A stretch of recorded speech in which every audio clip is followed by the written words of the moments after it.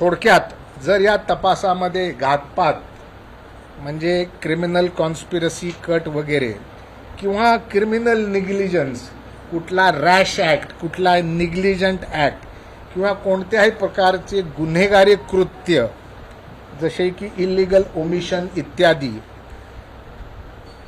असे निष्पन्न झाल्यास यंत्रणा ही म्हणजे CID ही योग्य अशा कलमांखाली गुन्हा दाखल करून त्याचा उर्वरित तपास पूर्ण करून न्यायालयामध्ये अभियोग चालवण्याची तजवीज ठेवलेली आहे.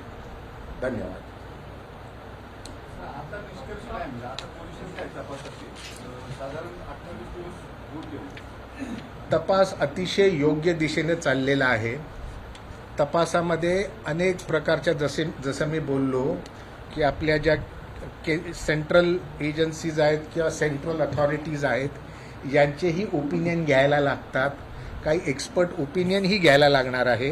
AIBचा रिपोर्टसुद्धा फॅक्टर करण्यात येत आहे. आपण अतिशय वेगाने अतिशय प्रोफेशनली आपली मोठी टीम आहे. SP CID पुणे हे त्याचे IO आहेत. SP CID नवी मुंबई आणि सर्व त्यांना लागणारे जे काही हेल्पिंग हँड्स आहेत इन्व्हेस्टिगेशनमध्ये ते पुरवण्यात आलेले आहे आणि तपास अतिशय समाधानकारक योग्य त्या वेगाने योग्य त्या सुपरविजन खाली सध्या सुरू आहे. आता काय दिवसापूर्वी VSR